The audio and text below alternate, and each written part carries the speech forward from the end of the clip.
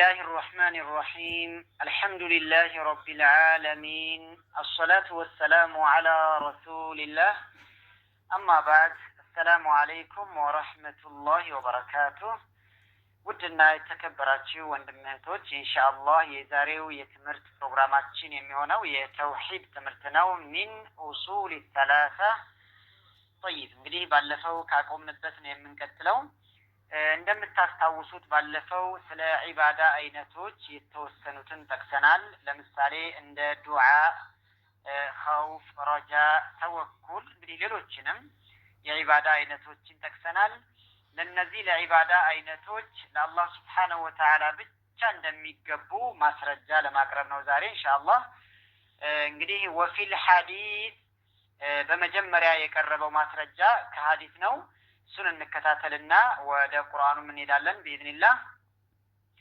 الدعاء مخ العباده እንግዲህ ዱዓ ልመና መለመን ዒባዳ ነው ከአላህ Subhanahu Wa Ta'ala ብቻ ነው የሚፈለገው ይሄ ስለዚህ በሐዲስ ነብዩ አለይሂ ሰላቱ ወሰለም ምን ይላሉ الدعاء دعاء مخ العباده የዒባዳ መቅኔ ነው ወይንም ዋና ነው ራስ እንደማለት ነው ዋናው ነው ከዒባዳ ዘርፍ ዋና የሚባለው ነው ይላሉ እንግዲህ ይሄን ዋና ነገር ራስ የተባለ መቅኔ የተባለ ነገር ለአላህ Subhanahu Wa Ta'ala ብቻ ነው እንግዲህ የምንሰጠው ከሱ ነው የምንለምነው ዱዓ የምናደርገው ማለት ነው والدليل قوله تعالى እንግዲህ ከፍ ያለው ጌታ ንግግር ማስረጃም አለ وقال ربكم ادعوني أستجب لكم إن الذين يستكبرون عن عبادتي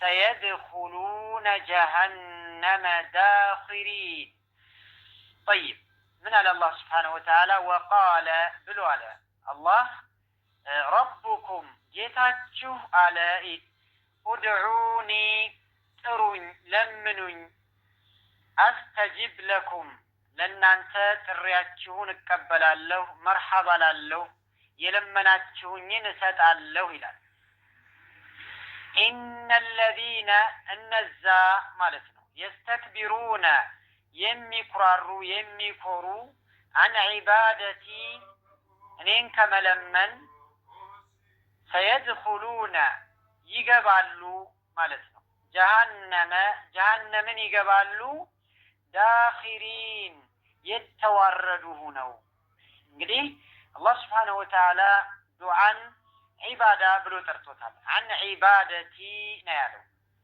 ስለዚህ ዱዓ ዋና የዒባዳ ዘርፍ ነው ለአላህ Subhanahu Wa Ta'ala ብቻ የሚገባ ነው ከሱ ብቻ ነው መለመን የሚገባን እንግዲህ በዱዓ ላይ ደግሞ የሚኩራሩ አካሎች جهنم የተዋረዱ ሆነው ይገባሉ ይላል አላህ Subhanahu Wa Ta'ala እንግዲህ ሁሉ ጊዜ አላህን የምንለምነው እሱ ነው ብቻ መሆን አለበት ማለት ነው ودليل الخوف የፍራቻ ማስረጃ ፍራቻ خوف እንግዲህ የውስጥ ፍራቻ ለአላህ Subhanahu Wa Ta'ala ብቻ ነው ማስረጃው قوله تعالى ከፍ ያለው ጌታ ንግግር ነው فلا تخافوهم አትፍሯቸው ይላል الله سبحانه وتعالى وخافوني እኔን ብቻ ፍሩኝ ሌላን አካል እንዳትፈሩ ይላል ኢን ኩንቱም እንደሆናችሁ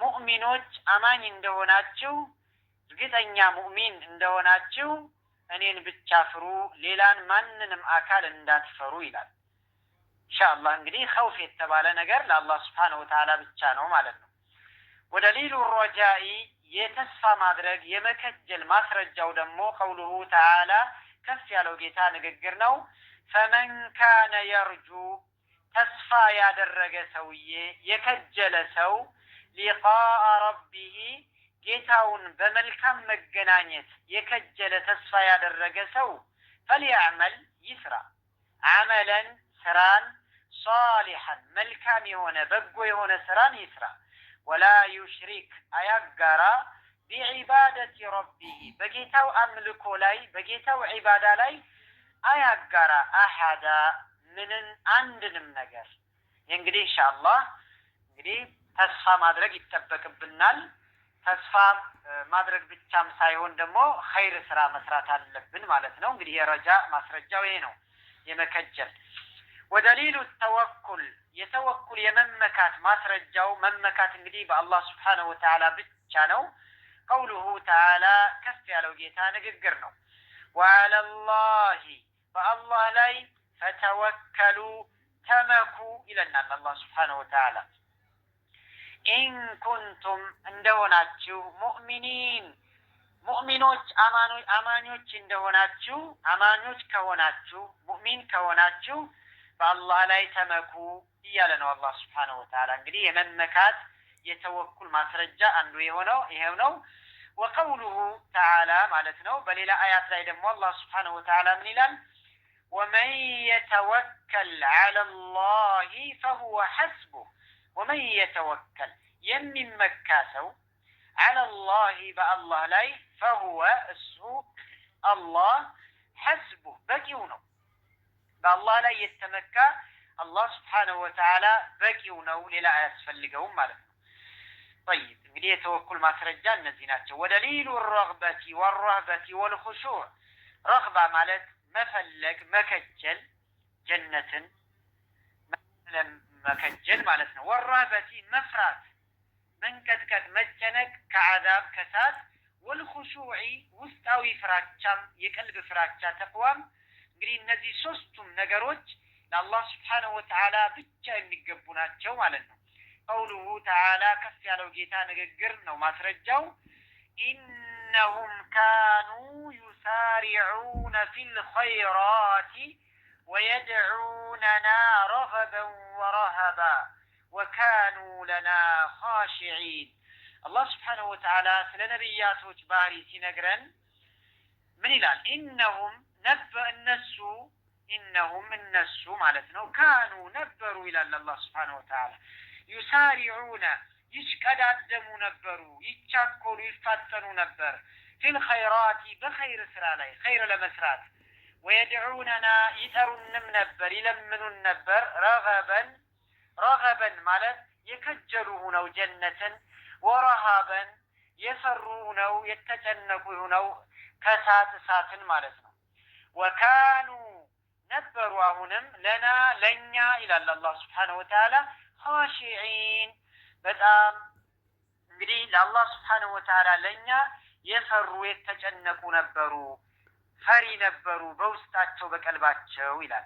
ስለዚህ ይሄ አያት ለነዚህ ለሶስቱም ለረግባም ለረህባም ለኹሹዕም ማስረጃ ይሆናል ማለት ነው። ወደሊሉ ልኸሽየቲ ኸሽያ ማለት ደግሞ ውጫዊ ፍራቻ ነው። በውጭ የምንፈራው በውጭ አካላችን በሁኔታችን መፍራት ነው። ቀውሉሁ ተዓላ ከፍ ያለው ጌታ ንግግር ነው። ፈላ ተኽሸውሁም አትፍሯቸው ይላል አላህ ስብሓነሁ ወተዓላ አዕዳእ አልኢስላምን የእስልምና ጠላቶችን። ወኽሸውኒ እኔን ብቻ ፍሩ እኔን ፍሩ ይላል። እንግዲህ ይሄ በውጭ አካላችንም ቢሆን መፍራት የሚገባን መንቀጥቀጥ የሚገባን ለአላህ ስብሓነሁ ወተዓላ ብቻ ነው። ኢንሻአላህ አላሁ አዕላ ወአዕለም። ጀዐለኒ አላሁ ወኢያኩም ሚነ አለዚነ የስተሚዑነ